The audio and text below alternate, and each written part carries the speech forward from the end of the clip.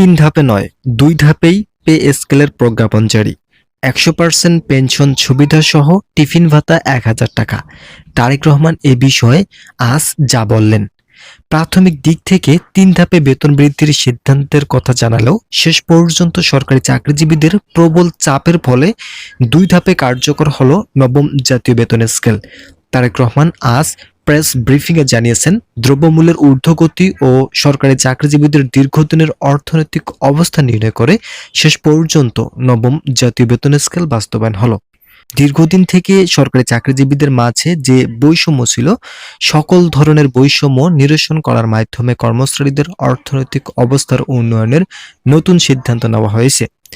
বিশেষ করে কর্মচারীরা যে দাবিগুলো জানিয়েছেন, তাদের আংশিক দাবি বাস্তবায়ন করার লক্ষ্যে অর্থ মন্ত্রণালয়কে সচিব কর্তৃপক্ষ একটি চিঠি পাঠানো হয়, যেখানে বিভিন্ন ধরনের সুযোগ সুবিধার বিষয়গুলো স্পষ্টভাবে উল্লেখ করা হয়েছে। এছাড়াও থাকছে অবসরকালীন সুবিধার মতো গুরুত্বপূর্ণ ইতিবাচক সিদ্ধান্ত।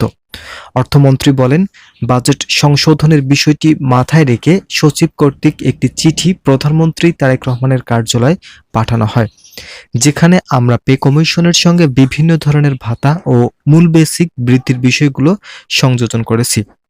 এছাড়াও গ্রেড ভিত্তিক নতুন একটি তালিকা প্রস্তুতির জন্য অর্থ মন্ত্রণালয় থেকে বাজেট বরাদ্দের জন্য অনুমোদনপত্রে উল্লেখ করা হয়। কমিশনের সদস্য বলেন, বাংলাদেশের সরকারি চাকরিজীবীরা যেভাবে বৈষম্যের শিকার ছিলেন, তাদের সকল ধরনের বৈষম্য নিরসন করার লক্ষ্যে ইতিমধ্যেই সংশ্লিষ্ট কর্তৃপক্ষের সঙ্গে দুইটি গুরুত্বপূর্ণ বিষয়ে সংযোজন করা হয়েছে। আপনারা অবশ্যই চ্যানেলটি সাবস্ক্রাইব করে ভিডিওটি কন্টিনিউ করুন।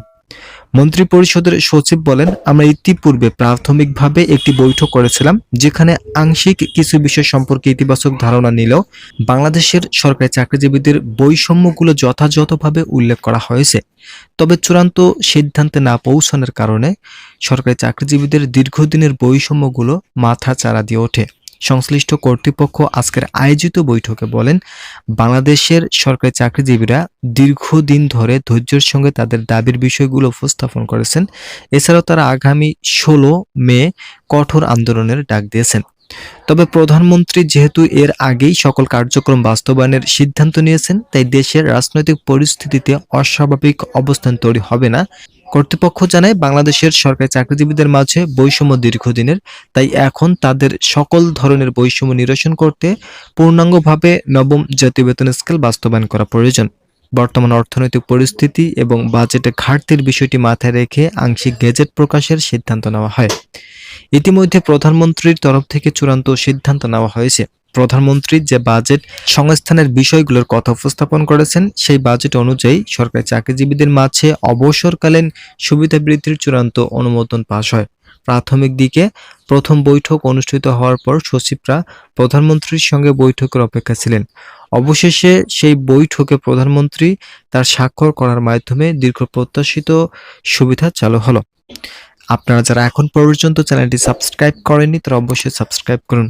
প্রধানমন্ত্রী আজ জরুরি মিটিংয়ে স্বাক্ষর প্রদানের আগেই চূড়ান্ত বার্তা দিয়েছেন। তিনি বলেন, বাংলাদেশের অর্থনৈতিক অবস্থা বর্তমান সময় খুব একটা উন্নত নয়, কিন্তু এর মাঝে যেহেতু বাজেট চূড়ান্তভাবে সংশোধন করা হচ্ছে, তাই প্রাথমিক দিক থেকে 35,000 কোটি টাকা বাজেট বরাদ্দের সিদ্ধান্ত থাকলেও শেষ পর্যন্ত 60,000 কোটি টাকা বাজেট বরাদ্দের চূড়ান্ত অনুমোদন দিয়েছেন তারেক রহমান।